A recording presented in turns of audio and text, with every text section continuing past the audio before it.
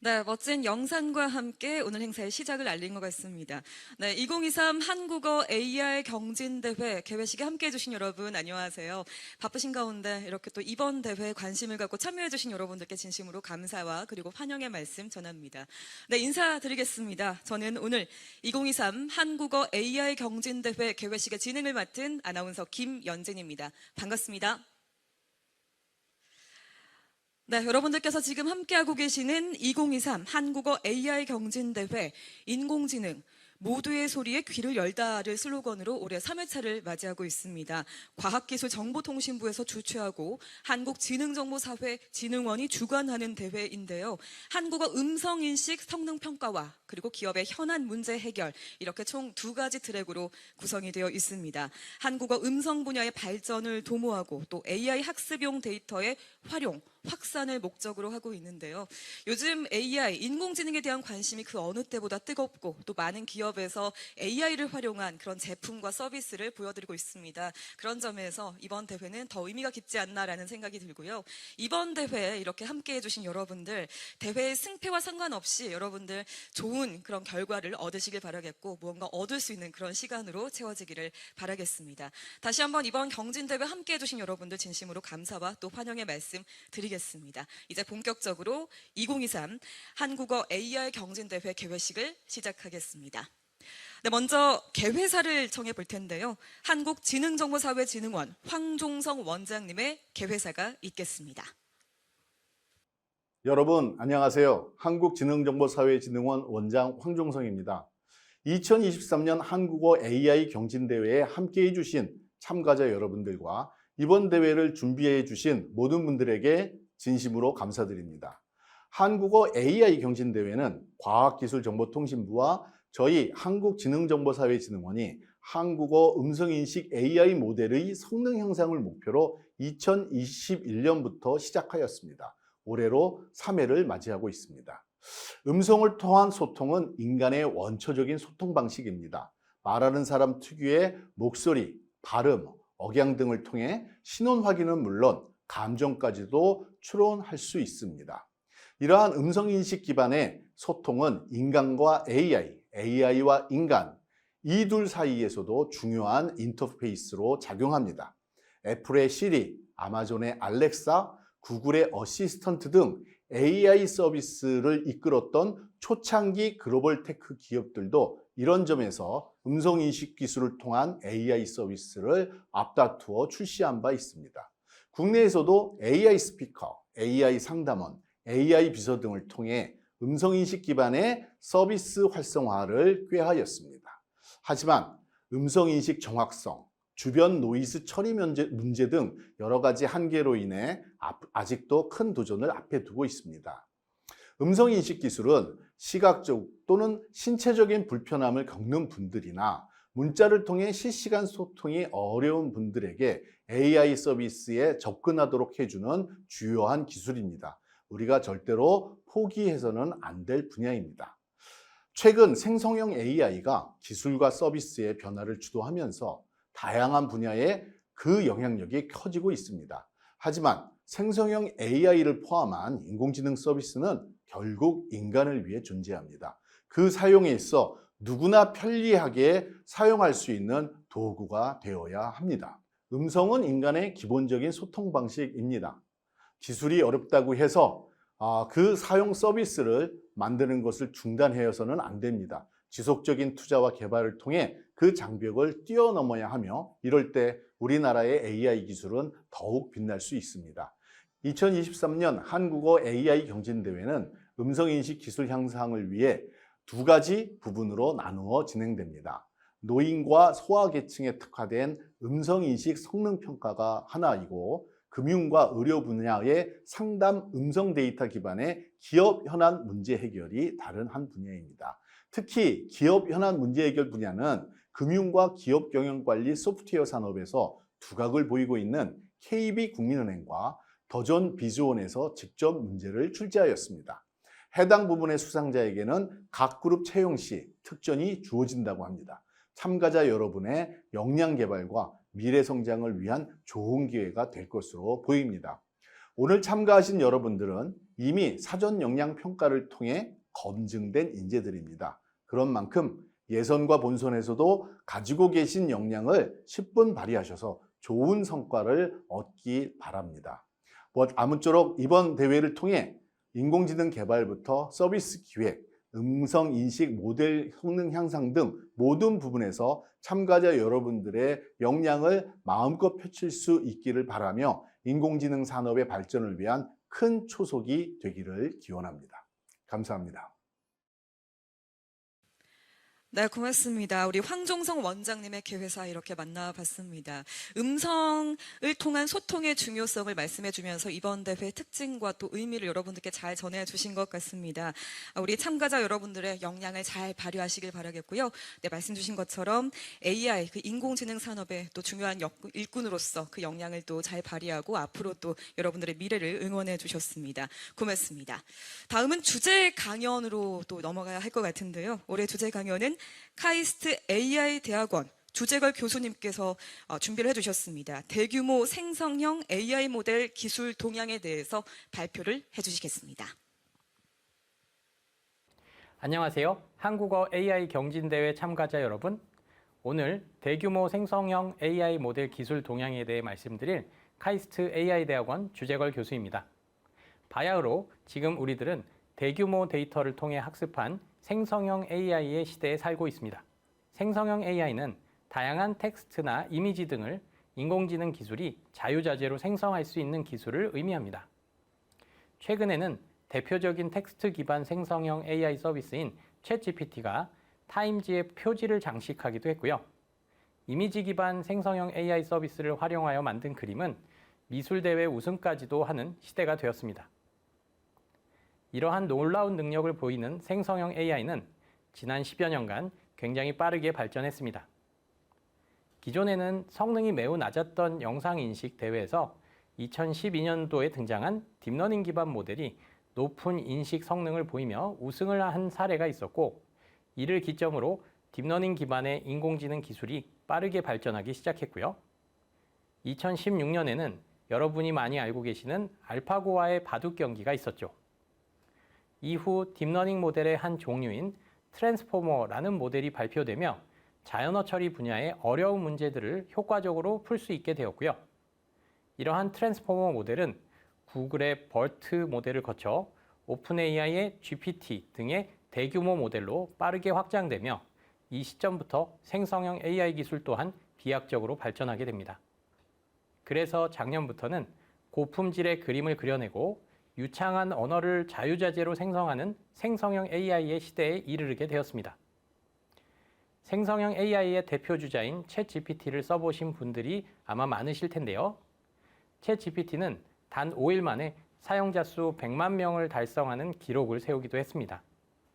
넷플릭스가 3.5년, 인스타그램은 2.5개월이라는 기간이 필요했던 반면 단 5일 만에 100만 명의 사용자 수를 달성한 것을 보면 AI에 대한 관심이 얼마나 뜨거운 것인지 알 수 있습니다. 더불어 생성형 AI의 시장 규모도 기하급수적으로 증가하여 2032년에는 1,700조 원의 규모로 성장할 것으로 예상하는 전망 또한 있습니다. 비즈니스 기회가 그만큼 크다는 뜻이겠죠. 다음으로는 우리가 사용하는 자연어 텍스트에 기반한 생성형 AI가 어떻게 동작하고 이를 어떻게 활용하는지를 살펴보겠습니다. 최근 화제가 되었던 챗GPT 이야기를 하려면 먼저 챗GPT에서 GPT가 무엇인지 알아야겠죠. GPT 모델은 주어진 문장의 일부를 가지고 그 다음 단어를 예측하는 언어 모델이라는 방식으로 사전학습을 진행하게 됩니다. 여기 예시에서 보면 더 도그 다음에 나타날 단어를 맞추기 위해 영어 문법상 동사가 나와야 한다는 것을 알아야 할 것이고요. 또한 다양한 의미를 가진 동사 중에서도 도그, 즉 강아지가 할 법한 행동이 무엇인지를 파악해야 다음 단어인 set이라는 단어를 맞출 수 있을 것입니다. 이러한 태스크를 위해 GPT 모델은 앞서 소개드린 트랜스포머 모델을 사용하고 있습니다. 여기 예시를 보시면 놀라운 발견으로서 과학자는 그 전에는 탐험하지 않았던 안데스 산맥의 협곡에서 유니콘 떼를 발견했고, 놀랍게도 그 유니콘들이 영어를 완벽하게 구사해내더라 라고 사용자가 입력으로 주었을 때 GPT 모델은 사용자가 입력한 이러한 글에 이어서 과학자들은 이들의 특징적인 뿔의 모양을 따서 오비드의 유니콘이라 이름을 붙였다. 그 이후에는 하면서 자연스러운 이야기를 완성해 나간 것을 볼 수 있습니다. 이후 GPT 1, 2, 3 등으로 버전업을 거듭하면서 이러한 기본적인 트랜스포머 기반의 모델 구조와 학습 방식은 동일하게 유지한 채 학습하는 데이터의 양과 질을 점점 더 늘려주면서 이를 충분히 학습할 수 있도록 모델 크기 또한 점차 키워나가는 방식으로 해당 모델의 성능을 개선해 나갔습니다. 왼쪽의 그래프와 같이 학습 데이터의 양과 모델 크기를 늘렸을 때 그 성능이 점점 더 좋아지게 되기 때문인데요. 그 대신 해당 모델의 용량은 매우 커지게 되었죠. 이처럼 학습 데이터의 양과 이에 대응할 수 있는 모델의 크기를 늘린 것을 라지 랭귀지 모델 혹은 줄여서 LLM이라고 부릅니다. LLM을 활용한 대표적인 모델인 GPT-3는 한 모델을 가지고도 다양한 태스크를 수행할 수 있다는 것이 장점으로 가지고 있는데요. 이를 위해 GPT-3는 In Context Learning, 즉 맥락을 활용하는 방법을 사용합니다. 추론을 할 때 여러 가지 예시를 주면서 해당 맥락을 파악할 수 있게 하고 질문이 들어오면 맥락을 파악해서 답변을 하기 때문에 이를 기반으로 새로운 다양한 문제들을 해결할 수 있는 것이죠. 예를 들어 번역기를 구현하고 싶다고 해봅시다. 영어를 프랑스어로 바꾸라는 지시어와 함께 see author, 그러니까 해달이라는 단어가 프랑스어로 번역된 예시를 넣어줍니다.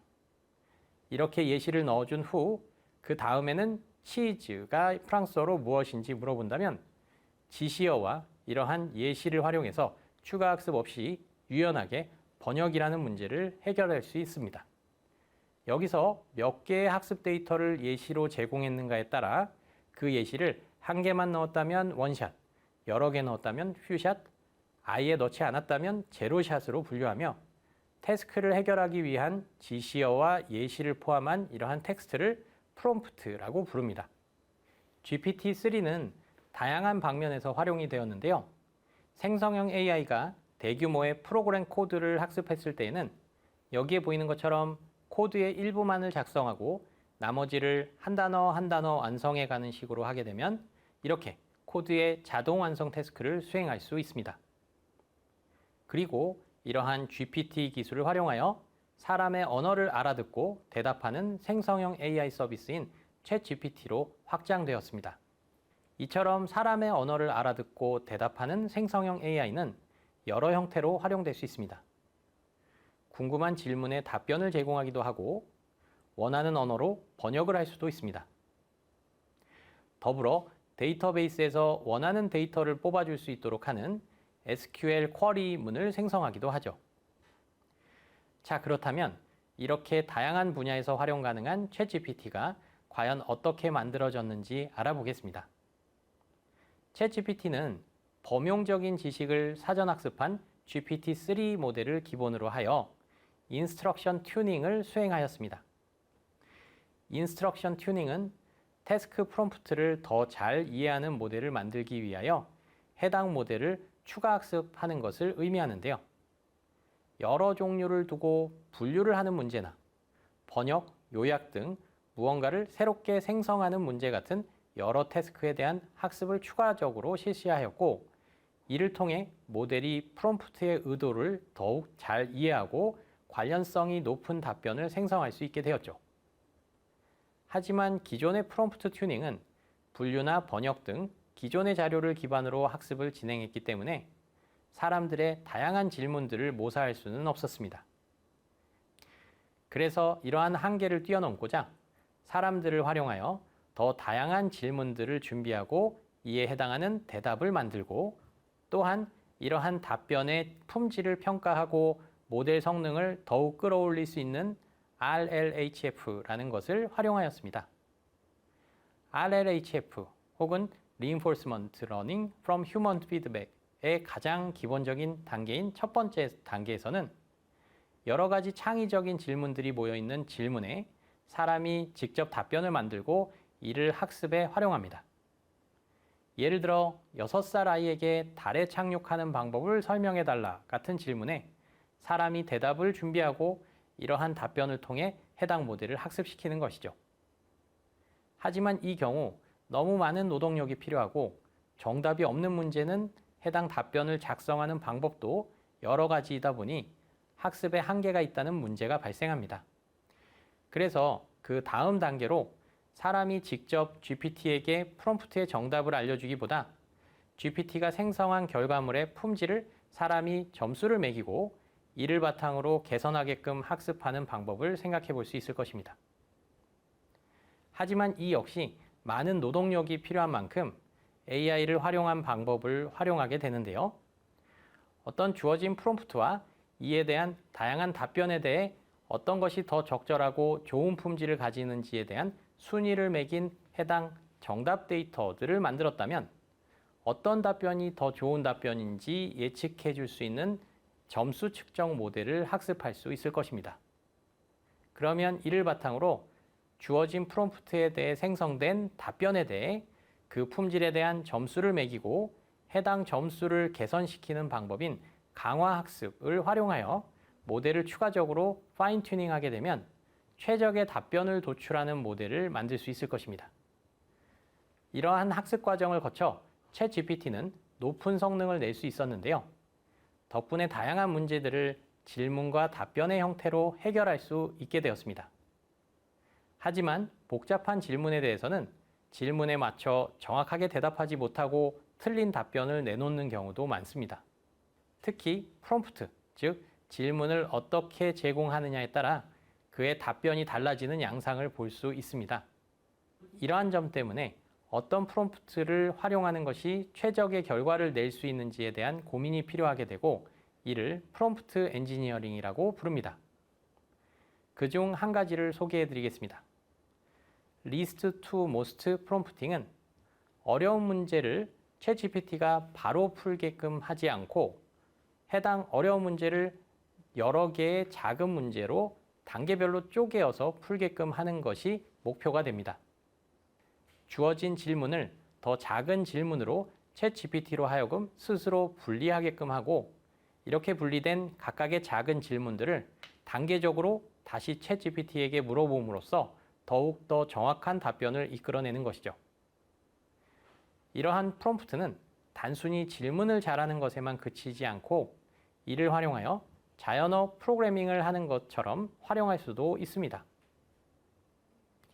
작은 문제를 사전에 정의하고 인터넷을 검색하거나 계산기를 사용하는 등 문제 해결을 위해 활용할 수 있는 행동을 알려주고 챗GPT가 스스로 어려운 문제를 푸는 방식으로 활용되기도 하는 것이죠. 왼쪽과 같이 프롬프트를 활용하여 챗GPT로 하여금 이러한 도구를 활용하는 계획을 수립하게끔 하고 각 커맨드별로 실제로 실행할 수 있는 외부 코드를 작성한다면 우리는 이렇게 제공된 도구를 활용하여 어려운 문제들을 해결하는 챗GPT 기능을 만들 수 있는 것이죠. 여기서 조금 더 나아가 보겠습니다. 현재 챗GPT에는 이미지를 입력으로 줄 수는 없습니다만 올해 봄에 발표되었던 GPT-4 모델은 이미지 입력을 받을 수가 있습니다. 그래서 왼쪽에 있는 예시처럼 문제 이미지를 받았을 때 이를 해결할 수가 있고요. 중앙과 오른쪽에 유머 사진을 봤을 때 이게 왜 유머인지 서술할 수도 있습니다. 이처럼 이미지를 이해할 수 있는 능력을 가진 GPT-4는 더 많은 활용 가능성을 갖게 될 것 같습니다. 예를 들어 AI 종업원 로봇을 만든다고 생각해 봅시다.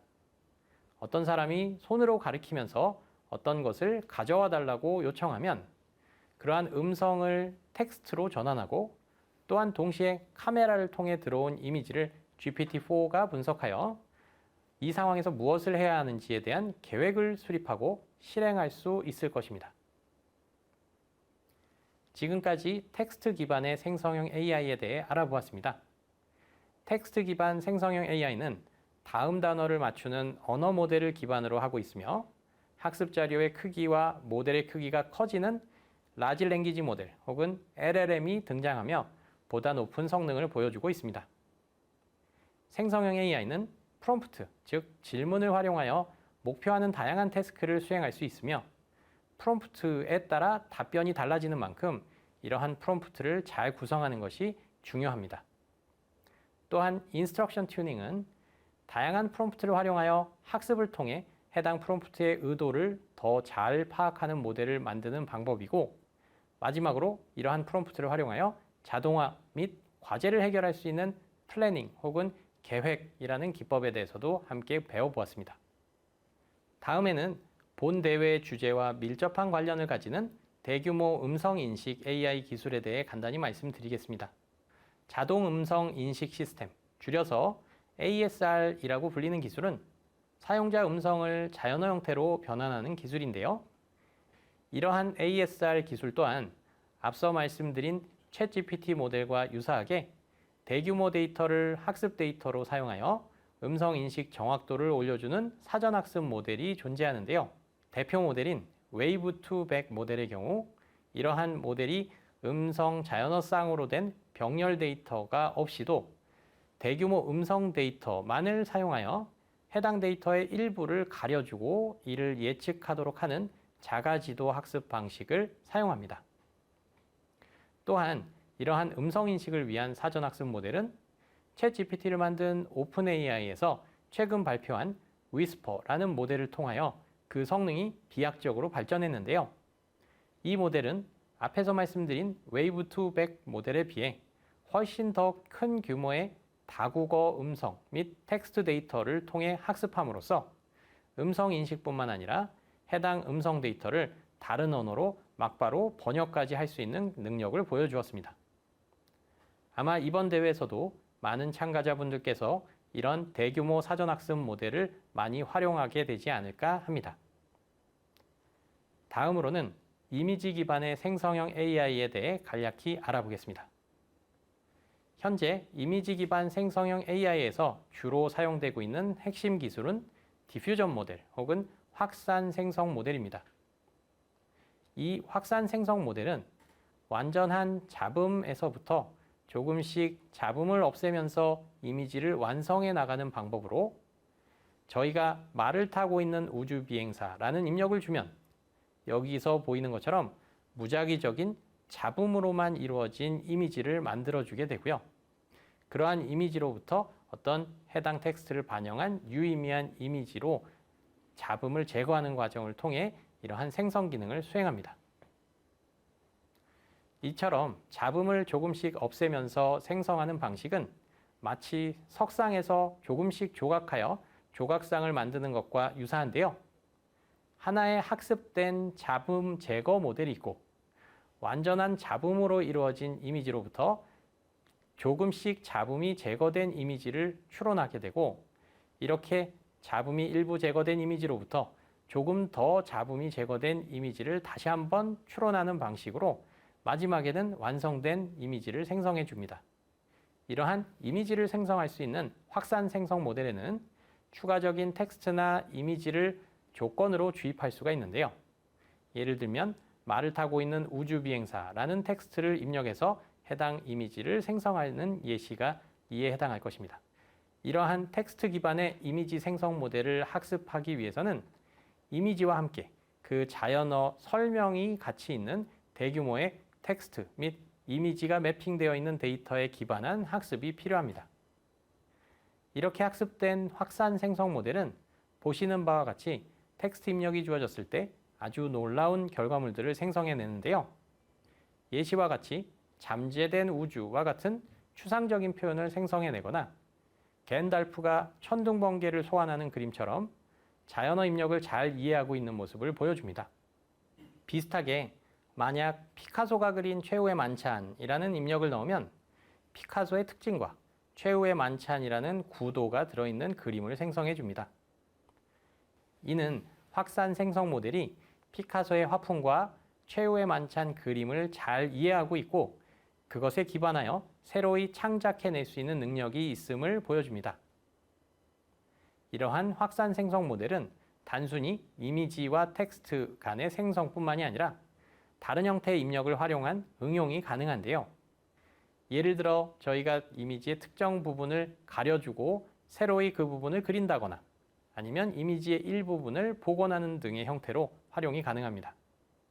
이러한 이미지를 입력으로 활용하여 사람의 자세를 나타내는 정보를 입력으로 주었을 때 해당 자세를 반영한 인물의 이미지를 생성하거나 간단한 스케치를 입력으로 주었을 때 그에 해당하는 완성된 그림을 생성하는 모델 또한 만들 수도 있습니다.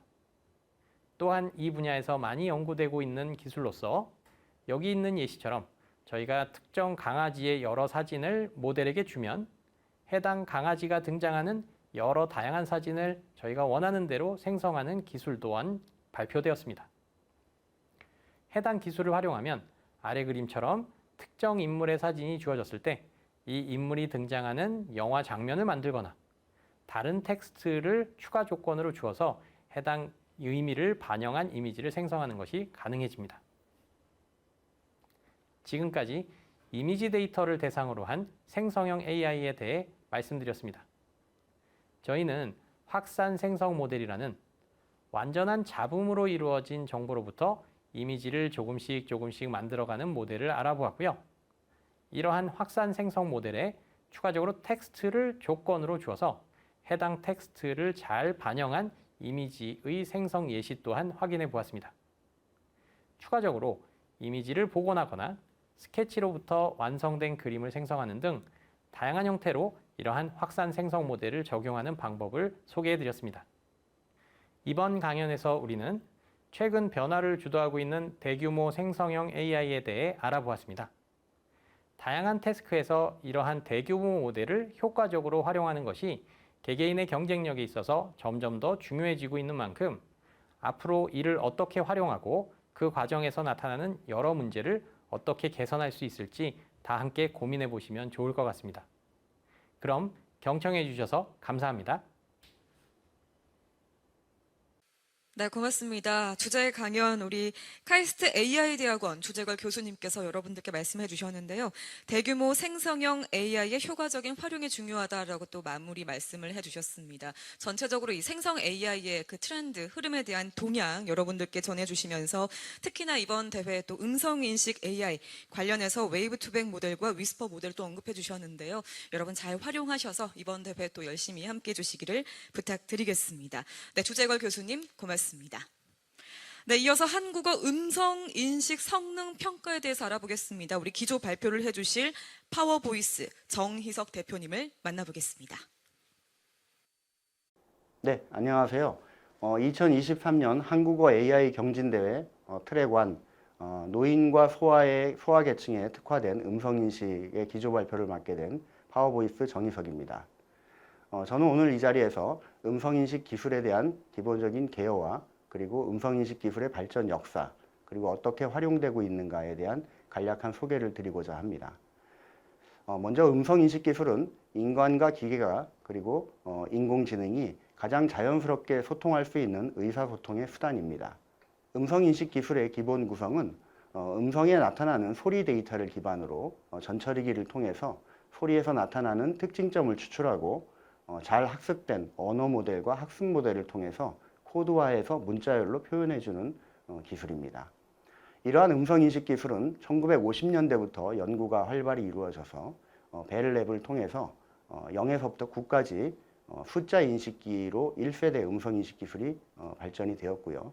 이후 2세대에 들어와서는 DTW와 같은 다양한 이제 그 학습 방법들을 통해서 고립단어 인식기로 발전하게 되었습니다. 하지만 당시에는 컴퓨테이션 파워가 워낙 낮았기 때문에 많은 것을 인식하기에는 어려웠고요. 1980년도 이후에 컴퓨팅 파워가 발전하면서부터 확률 통계 기반의 HMM 기술을 기반으로 해서 3세대 음성인식기가 출현하게 됩니다. 이때부터 우리가 자연스러운 음성인식, 연속 음성인식기를 초보적이나마 발전하게 되었습니다. 2000년도 이후에 본격적으로 진화하게 되고 여러 가지 이제 오류를 줄이면서 산업화에 사용 가능한 음성인식 기술로 발전하게 되었습니다.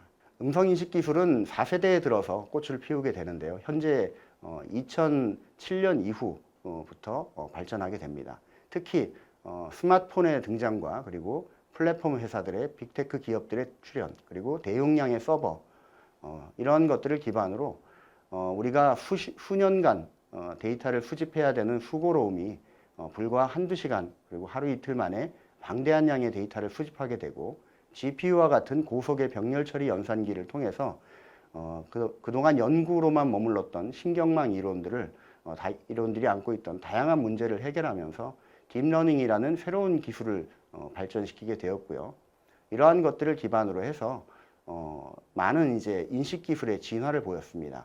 특히 2007년도 토론토 대학의 제프리 힌튼 교수 팀은 한 120만 개의 잘 레이블링된 이미지를 1000개의 클래스로 분류 학습하면서 기존의 한 30%에 머물렀던 인식 오류율을 15% 미만으로 낮추는 획기적인 연구 성과를 얻게 됩니다.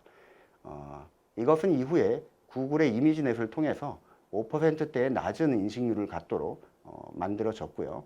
기존의 많은 그 신경망 이론을 딥러닝으로 발전시키면서 인간의 뇌 구조를 묘사한 그런 컴퓨팅 알고리즘을 개발하게 됐다는 획기적인 성과를 보이게 됐습니다. 최근의 음성인식 기술의 동향을 살펴보면, 먼저 음성인식 기술을 사용하는 주요 플레이어들을 살펴보면, 애플은 2011년도에 아이폰 4S에 시리를 탑재하면서 드디어 이제 모바일 폰에서 음성 인식을 기반으로 한 음성 비서 서비스를 상용화하게 되었고요. 이후 구글, 아마존, 그리고 중국의 바이두까지 많은 이제 빅테크 기업들이 서로 경쟁하면서 점점 시장에서의 기술 진화를 보이고 있습니다. 이러한 음성인식 기술은 앞서 살펴본 것처럼 단계적인 음성인식 기술, 그리고 종단간 모델, 이렇게 두 가지로 분류할 수 있는데요. 단계적인 음성인식 기술에서 최근에는 음성 기술은 음성 데이터를 그대로 컨텍스처럴 데이터로 학습할 수 있는 종단간 기술로 진화하고 있습니다. 먼저 단계적 기술을 살펴보게 되면, 앞서 살펴본 것처럼 음향 모델과 언어 모델을 별도로 구분하여 학습하기 때문에 각각의 모듈들을 설명하기가 좋고, 그리고 직관적이고 오류를 수정하기 용이하다는 장점이 있습니다. 하지만 각각의 분리된 모듈로 인해서 손실값들을 상호 보완적으로 학습하는 기능은 어려운 상황이고요. 또한 그 각각의 모듈들의 오류가 다음 모듈로 전파되는 그러한 한계점들이 있기 때문에 성능 향상의 한계를 드러내고 있습니다. 네, 종래에 우리가 음성인식 기술은 잘 정제되어 있는 레이블 데이터를 이용해서 강화 학습하는 그러한 방법으로 발전을 해왔다면, CTC 라스 모델에서, 즉 트랜스포머 기반의 학습 방법에서 가장 우리가 주목할 점은 셀프 슈퍼바이즈 러닝, 즉 자기지도 학습입니다.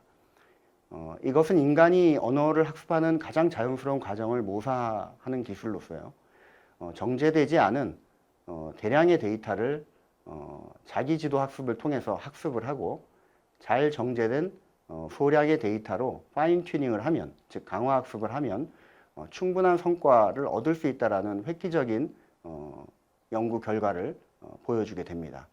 메타에서는 2020년도에 5만 3천여 시간의 음성 데이터를 레이블 없이 자기지도 학습을 통해서 학습을 하고, 약 한 10분간의 잘 정제된 데이터로 파인 튜닝 했을 때 리브리 스피치 한 1000시간의 데이터를 테스트해 봤을 때 WER이 5.2%에 달한다라는 결과를 발표하게 됩니다. 이것은 이후에 우리가 알지 못하는 언어, 그리고 다른 데이터가 부족한 언어들을 타 언어를 통해서 충분히 학습할 수 있다라는 교차 언어 접근 방식에도 굉장히 큰 역할을 하게 됩니다. 이러한 연구 결과를 토대로 2022년 오픈 AI사에서는 무려 한 68만 시간의 음성뿐만 아니라 비음성 소리 데이터, 그리고 번역 데이터, 이런 것들을 자기주도 학습을 하게 됩니다.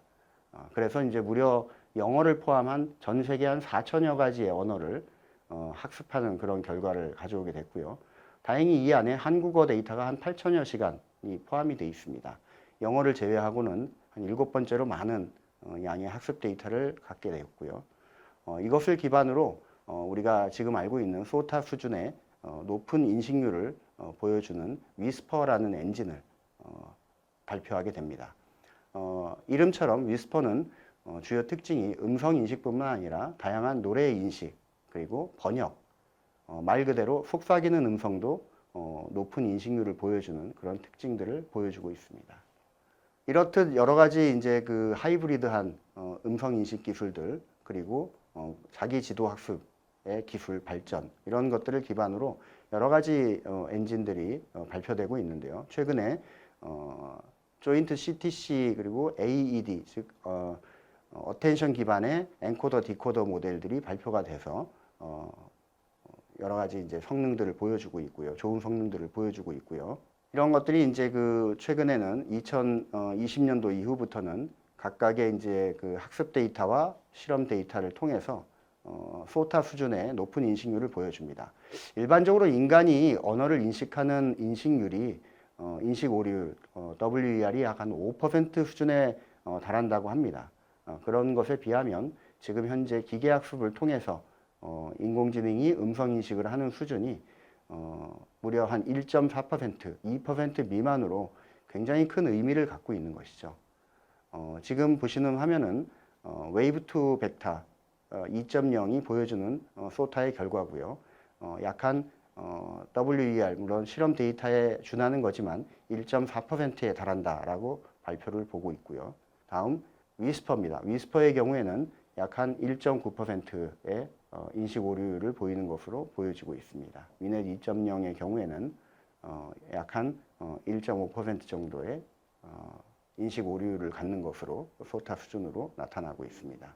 앞으로 음성인식 기술은 이런 이제 기술 진화를 기반으로 해서 더 빠르고 효율적인 디코더, 서빙 구조를 갖는 인식기로 발전을 해야 될 것이고, 다양한 이제 어려운 도메인을 해결할 수 있는 전문가 영역에서의 음성인식 모듈의 개발, 그리고 개인화된 음성인식률, 음성인식 모델, 그리고 데이터 수집 및 전사를 자동으로 해줄 수 있는, 그리고 다양한 다국어에 동시 지원을 할 수 있는 음성인식 기술로 진화해 나갈 것으로 예측을 하고 있습니다. 이번 한국어 AI 경진대회에서는 특히 중요한 분야죠. 노인과 소아의 음성인식에 특화된 음성인식 모델을 개발하는 것입니다. 우리 사회에서 음성인식 기술이 다양한 분야에 활용이 되고 있지만 가장 실질적으로 필요한 영역은 정보의 접근성이 취약한 그런 이제 노인과 소아 계층이라고 볼 수 있겠죠. 그래서 노인과 소아 계층에 좀 특화된 그런 음성인식 모델을 잘 강화 학습해서 좋은 성과가 보여지기를 기대합니다. 네, 이상으로 발표를 마치도록 하겠습니다. 감사합니다.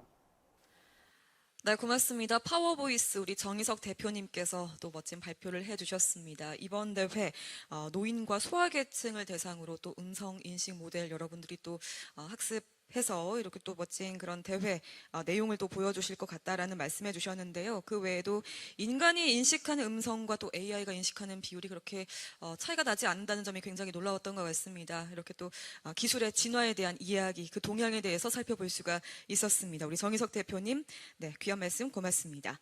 자, 계속해서 또 기자 발표를 또 이어갈 텐데요. 다음은 KB국민은행 금융 AI 센터 오순영 센터장님께서 상담 음성 인식 성능 향상에 대해서 이야기를 해주시겠습니다. 네, 안녕하세요. KB국민은행 금융 AI 센터장 오순영입니다. 우선 한국어 AI 경진대회에 참석해 주신 여러분들을 진심으로 환영합니다. 저는 오늘 예선 및 앞으로의 본선에서 여러분들에게 해결하실 금융 주제를 위해 금융과 인공지능에 대해서 말씀드리고자 합니다.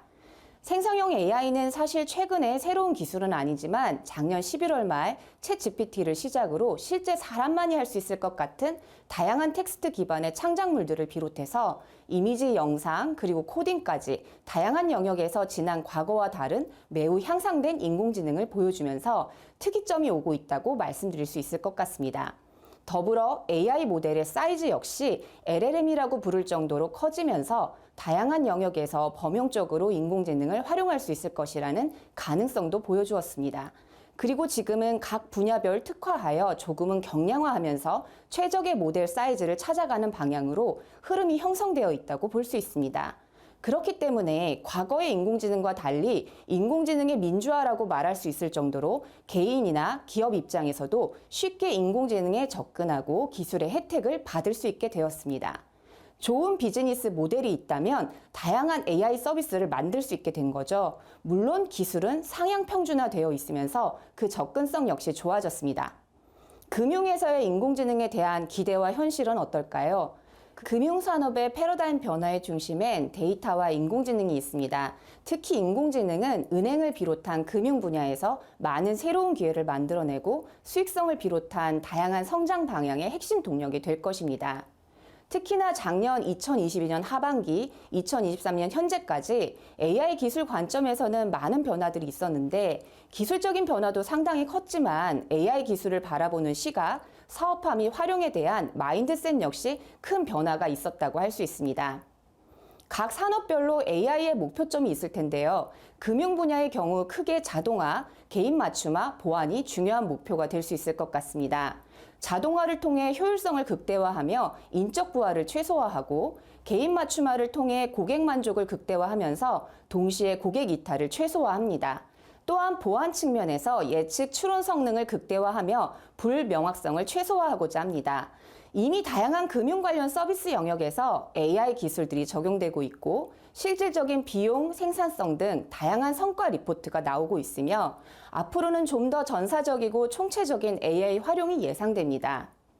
생성형 AI에 대해 풀어야 할 숙제들도 존재합니다. 바로 할루시네이션이라고 말하는 정확성에 대한 문제, 설명 가능성, 최신성, 데이터 주권 등에 대한 숙제들이 존재하고 있고 특히나 금융 분야에서는 신뢰성과 안전성이 중요하기 때문에 최신 생성형 AI 기술들의 도입 시 관련한 대비책 혹은 보완책이 반드시 필요합니다.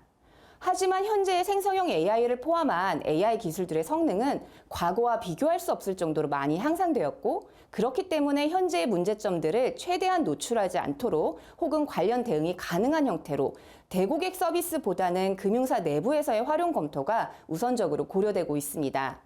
글로벌 금융사인 블룸버그가 블룸버그 GPT를 준비하는 등의 해외 금융사들의 인공지능 기술에 대한 접근 방향도 참고할 만합니다.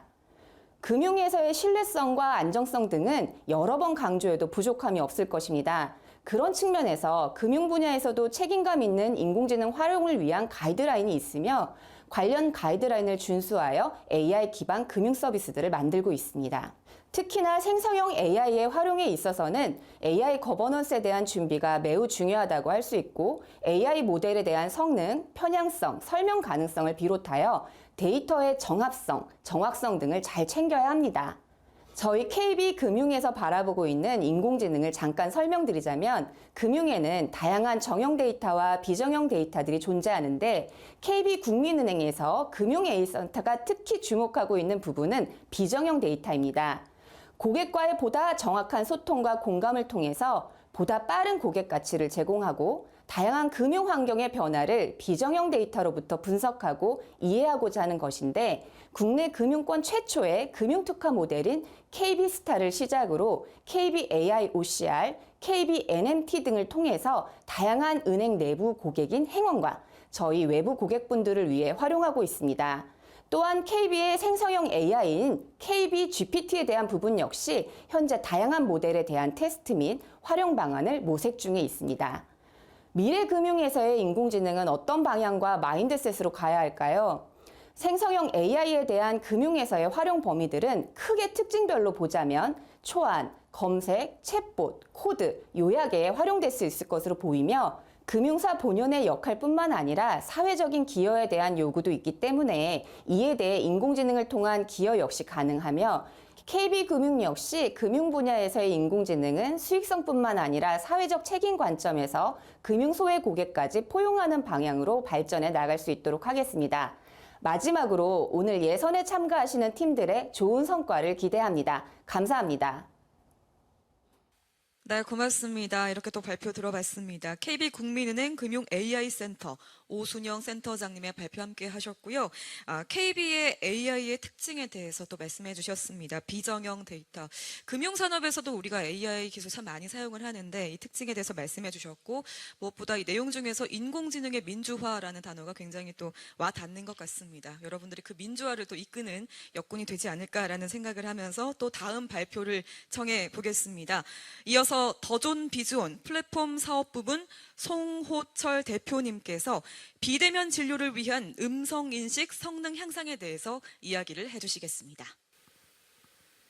안녕하세요. 더존 비즈온 플랫폼 사업부문 송호철 대표입니다. 먼저 이 자리를 마련해 주신 과학기술정보통신부와 한국지능정보사회진흥원을 비롯한 협력기관 그리고 많은 관심과 성원을 보내주신 참가자 여러분께 진심으로 감사의 인사를 드립니다. 현대 의료는 기술의 발전으로 인해 더욱 정밀하고 개인화된 접근이 가능해지고 있습니다. 이제는 기존의 진단 중심적인 접근에서 벗어나 개인의 환자 특성을 고려한 맞춤형 의료 서비스를 가능케 합니다. 또한 방대히 쌓인 환자 데이터를 활용해 질병의 발생을 미리 예측하고 조기에 관리하는 예측 의료까지 발전하고 있는 추세입니다. 이러한 변화를 주도하는 중요한 요소 중 하나가 바로 의료 빅데이터 플랫폼과 AI 기술의 융합입니다. 의료 빅데이터 플랫폼은 환자의 의료 기록, 생체 데이터 및 임상 정보 등 다양한 의료 데이터를 한 곳에서 통합, 적재, 활용을 가능하게 합니다. 이러한 플랫폼은 의사들에게 환자에게 최적화된 치료 계획을 제시하는 데 도움을 주며 의료 연구자와 제약회사들의 다양한 연구를 촉진시켜 환자들에게는 건강한 삶을 유지할 수 있게 지원합니다. 이러한 의료 AI 기술을 만들기 위해서는 지금 보시는 바와 같이 MRI, CT, 음성, 뇌파, 상병 등 다양한 분산된 병원의 시스템에 있는 데이터들을 잘 모아서 모델에 학습할 수 있어야 합니다. 그런데 현재 가장 큰 어려움은 지금 보시는 것처럼 이런 데이터들이 의료기관에 따로 존재하기 때문에 이런 의료 AI 기업들이나 의료 연구자들, 제약회사들이 이런 데이터에 접근하기 위해서 다 따로 병원을 만나고 그 데이터를 구해야 되는 어려움이 있습니다. 뿐만 아니라 이런 데이터들을 모아서 적재하거나 또는 이런 데이터들을 활용할 수 있는 컴퓨팅 자원들 그리고 이 데이터를 가공하고 결합할 수 있는 규제에 대한 대응하는 요소들 뿐만 아니라 지금 여러분들이 하는 이런 데이터들을 레이블링하는 도구 또는 레이블러들이 필요하게 되고 이 과정에서 데이터를 분석하고 학습할 수 있는 도구와 실제 시약화할 수 있는 이런 도구들이 필요하게 됩니다.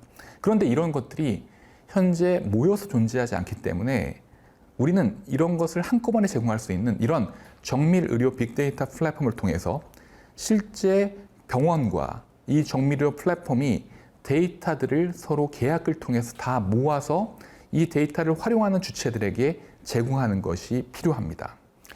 이런 정밀 의료 빅데이터 플랫폼에서 제공되어지는 데이터들을 갖고 이제 의료 AI 기업들은 여러 가지 성인 폐 진단 모델들이나 당뇨병을 진단하고 처방하는 모델들 또는 이런 시각화된 이런 의료 영상 데이터에서 병변을 식별하는 모델 등 다양한 AI 모델들을 만들어낼 수 있게 되고 이런 AI 모델들을 실제 의료 병원의 환경에서 사용되는 EMR, HIS에서 활용할 수 있게끔 공급하는 새로운 마켓플레이스가 필요하게 됩니다.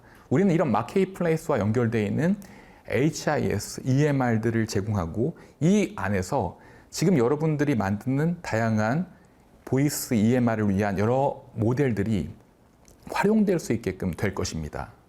지금 보신 바와 같이 이 EMR 안에서 존재하는 보이스 모델들은 의료진들이 환자를 진료하고 수술하는 과정에서 별도로 이런 수술 기록이나 의무 기록을 수작업으로 작성하고 관리하는 부담을 최소화할 수 있습니다. 이런 데이터들을 작성하지 않고 의사들이 수술하는 과정에서 말로 하는 것들이 이 의료 기록으로 남을 수 있게끔 도와줄 수 있는 것이 바로 이런 보이스 모델들, 보이스 EMR의 기능인 것입니다. 하지만 지금까지 제공되는 이런 보편적인 모델들은 다들 아시는 바와 같이 우리가 의료 영역에서 활용되는 이런 전문화된 단어들에 대한 이 모델들을 학습하는 데 충분한 데이터들을 갖고 있지 못하기 때문에 성능이 굉장히 낮습니다. 그래서 오늘 여러분들이 이 대회를 통해서 만들어내는 이런 전문 영역에서, 이 전문 도메인에서의 보이스 모델들이 실제 의료 현장에서 많은 환자들을 진료하는 의사들의, 간호사들의 부담을 줄일 수 있는 혁신적인 변화를 만들어낼 것입니다. 이번 경진대회에서 참가자 여러분들이 개발한 한국어 음성인식 모델이 개인 맞춤 진료에 새로운 가능성을 열고 이를 통해 더욱 안전하고 편리한 의료 서비스의 길을 개척하길 바라는 마음입니다. 저희 더존비주어는 이러한 혁신적인 변화를 지속적으로 지원할 것이며 AI 개발자와 기획자 여러분들이 자신의 역량을 마음껏 발휘할 수 있도록 최선의 노력을 다하겠습니다. 참가자분들 모두에게 좋은 결과가 있기를 기원하며 이번 대회가 여러분들에게 새로운 도전과 성장의 계기가 되었으면 좋겠습니다. 감사합니다. 다음은 이번 대회 참여를 위한 대회 운영 플랫폼의 사용법 알아야겠죠? 그리고 베이스라인 코드에 대해서 지금부터 말씀을 드리겠습니다. 네, 한국어 AI 경진대회 예선 참가자 여러분 안녕하세요. 어반데이터랩 김요한입니다. 지금부터 이번 경진대회에 사용될 베이스라인 코드와 대회 운영 플랫폼 노바에 대해 설명드리겠습니다. 목차는 다음과 같습니다. 먼저 베이스라인을 설명드리고 이어서 플랫폼 노바의 사용법을 알려드리겠습니다. 베이스라인입니다. 데이터 구성은 보시는 것 같이 트레인 데이터와 트레인 레이블로 구성되어 있습니다. 트레인 데이터에는 오디오 파일이 있고 트레인 레이블에는 전사 데이터가 있습니다. 오디오는 16K, 16비트 모노로 구성되어 있고 라벨은 CSV 형태로 제공됩니다. 환경 설정은 크게 setup.py와 novapackage.txt로 구성되어 있습니다. 도커 및 PIP로 설치 가능한 패키지는 setup.py로, apt 등으로 설치할 수 있는 패키지는 novapackage.txt에 담아주시면 되겠습니다. 다음은 코드에 대한 설명입니다. 코드는 코스피치 코드를 참고하여 작성하였습니다. 그리고 데이터 전처리는 vocabulary.py를 통하여 캐릭터 투 벡터와 벡터 투 캐릭터를 진행하였습니다. 옵티마이저는 아담을 사용하였고 러스는 CTC 로스를 사용하였습니다. 평가 지표는 CER, 캐릭터 에러 레이시며 정답 대비 대체, 삭제, 삽입된 데이터의 비율을 측정하게 됩니다. 모델은 딥스피치 툴을 사용하였습니다. 데이터 로더에서는 데이터셋을 8대2로 나누어 사용하였고 스펙트로그램 데이터셋 클래스를 정의하여 사용하였습니다. 그리고 콜레이트 펑션을 이용하여 길이가 맞지 않은 레이블을 패딩하였습니다. 데이터 로더를 통해서 이터레이션을 진행하였고 매 이터레이션마다 업데이트하였습니다. 완료 시 모델과 러스 그리고 평가 지표인 CER을 리턴하고 있습니다. 다음은 이번 대회에서 사용할 플랫폼 노바에 대해 설명드리겠습니다. 먼저 로그인 방법입니다. 각 팀별로 플랫폼 학습이 가능한 리눅스 서버를 제공합니다. 참가자들은 각각의 서버에 접속해서 노바 명령어를 사용할 수 있고 이 서버에서 학습 및 제출이 가능합니다. 제공해드린 클라이언트를 통해 노바 명령어를 입력하시면 사용하실 수 있습니다. 노바런을 통하여 세션을 실행할 수 있고 D 옵션을 통해 데이터셋을 선택하고 E 옵션을 통해 실행시킬 파이썬 파일을 지정할 수 있습니다. 생성된 세션은 노바록스 명령어를 통해 확인할 수 있습니다. 자세한 내용은 베이스라인과 함께 공개되는 GitHub에서 참고해 주시기 바랍니다.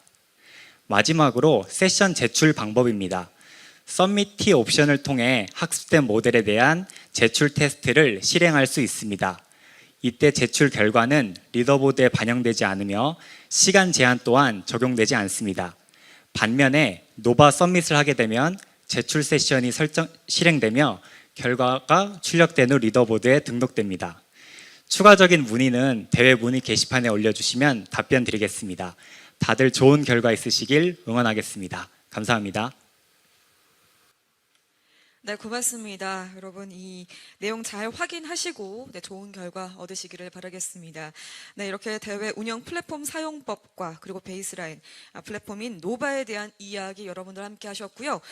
마지막으로 저희 Q&A를 진행하도록 하겠습니다. Q&A는 시간 관계상 접수 기간 중에서 가장 많이 문의를 주신 내용 위주로 저희가 답변을 드리겠습니다. 현재 라이브 채팅을 통해서 문의 주신 내용 홈페이지를 통해서 안내를 드릴 예정이고요. Q&A는 이번 대회 수행사인 어반 데이터랩에서 답변을 해주시겠습니다. 자, 그럼 첫 번째 질문을 또 바로 드리도록 하겠습니다. 특별상에 포함되어 있는 품질 리뷰상에 대해서 많이들 궁금해하시는 것 같은데요. 이 품질 리뷰상 어떻게 진행이 되는 걸까요? 라고 질문 주셨어요.